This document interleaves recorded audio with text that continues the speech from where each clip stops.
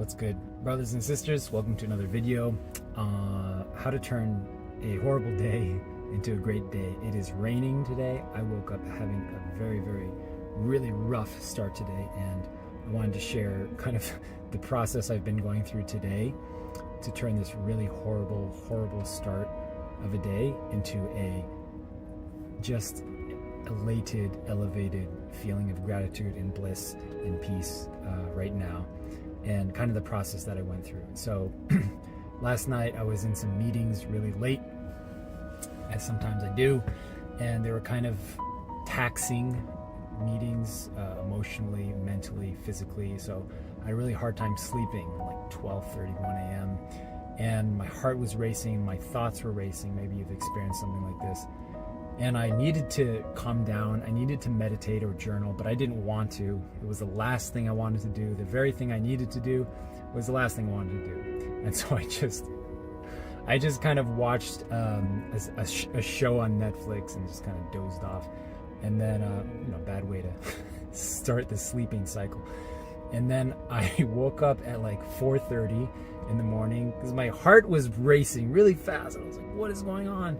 And so it was just based in subconscious thoughts from the meetings that I was having that evening, and my thoughts going. And anyway, so I couldn't sleep. And I was like, and I was feeling anxiety and stress because I had to wake up at 7 at the same time while I was having all these thoughts. So I couldn't sleep for about an hour, just tossing and turning in bed, right? And I hope you've maybe experienced this. I hope it's relatable in a sense. And so I woke up at 7, and I was like, first of all, like just tired physically, but also mentally, my brain was really disorderly, incoherent. I was just like, I really need to like just kind of calm down and settle things, but I have to go. I got to get going with the day, right? With my obligations and responsibilities.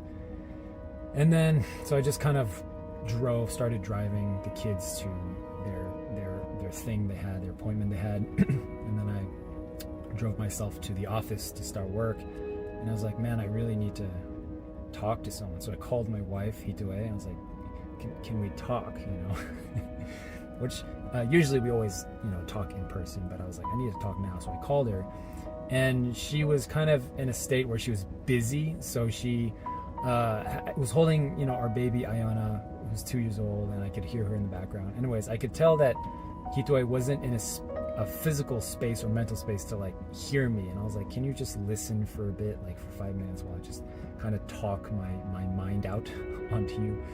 And then she was like, yeah, fine, but there's like background noise, and she wasn't in the space. So I was like, okay, honey, I'm gonna message you, all right? I'm gonna message you, my own wife, who is just 30 minutes away from me. I was like, I'm gonna text you. And so I just kind of did a voice note, kind of, dictation while I was driving. I just kind of like held my phone and was like, all right, just do a voice dictation. And I just expressed all the reasons why I was anxious, why I was stressed, what I was dealing with, why I couldn't sleep last night, and why I was being a little grouch this morning, a little grumpy old guy. And it was a really long thing, right? And we communicate by text in Japanese, so it was a very long formal report on my state of mind this morning and last evening. And then she responded pretty quickly, surprisingly. She said, I understand, like, I get it, I understand, like that, right? And then somehow from that, I went from waking up this morning, like, today's gonna be the worst day ever. That's what I thought. It's gloomy out. I woke up and like, today's gonna be a horrible day, physically, emotionally, mentally. It's just gonna be a bad day.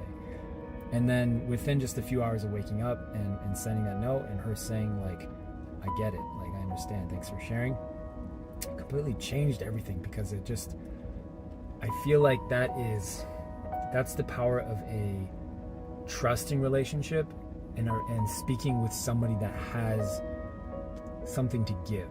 We often talk about here at High Noon, finding people that have more to give than they're trying to receive. Somebody that has their cup filled, so to speak, so that they can offer you something, right? And so the relationship is such that they're not trying to get something from you. They're not trying to receive love from you, grace from you, but they only have love to give. They only have a full cup, right? And sometimes I'm that for my wife, and many times she's that for me.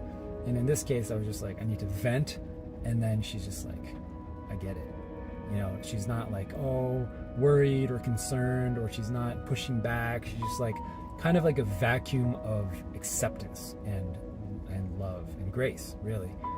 And so from that, it just felt like, oh man, I guess this is all really in my head. And it, in the end, it matters, but these feelings I'm having are minute in the grand scheme of life.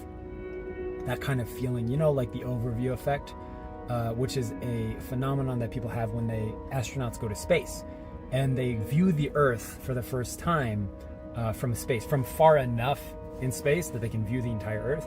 And the feeling is called the overview effect, and it is a simultaneous feeling of the Earth is so precious and yet so insignificant at the same time. It's so precious in the grand scheme of the universe, but at the same time so insignificant, which makes it like a spark of beautiful consciousness in a galaxy. And I felt that when I speak like this, I can kind of speak with somebody, my mom or my dad, my wife, a mentor or someone, and they can kind of hear you, and it's like you're able to take a step outside of yourself in your head for a second and view your life and your situation from God's perspective, or this overview effect, where you look at your life and yourself and say, like, my life is so precious, and yet the thing that I'm probably overstressing about is so insignificant. It really is. And I'm not saying it's completely insignificant, but it's way less significant than we're usually giving meaning to it for. And so that's my only like turnaround piece of advice, is like, we often do wake up with just cruddy days where we just feel terrible and horrible for whatever reason. Couldn't sleep last night. You maybe, you know, watched a little too much Netflix in the evening, or binge watched social media, Instagram, YouTube, whatever, and then you kind of went to sleep with a very disorderly mind and spirit and emotional state. And then you wake up and you're like, man, I don't feel like today is going to be a good day.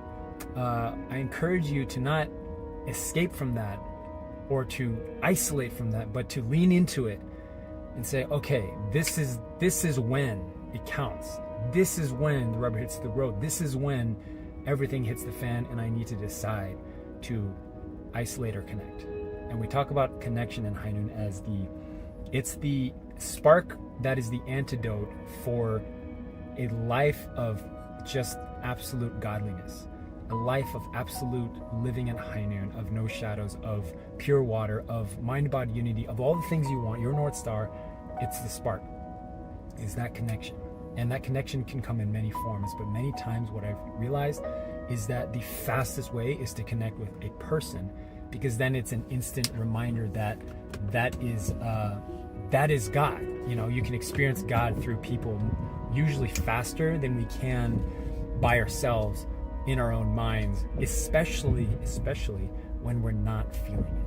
And so having an outside perspective is usually a very fast-track way to kind of take you outside of yourself and observe yourself and your life with that overview effects, which is a very paradoxical way of seeing like just how precious you are, just how precious you are, but also how insignificant the things that we tend to focus our attention and time and energy on. They're so insignificant. Just look at like the world today and the news. Look at everything that's portrayed on media, social media, YouTube. Important, yes, but so insignificant in the grand scheme of everything. So that's all I'm encouraging you guys to do is stay connected, keep connecting. When in doubt, talk it out. When in doubt, talk it out. Okay, lots of love to you guys. See you in the next video. Peace.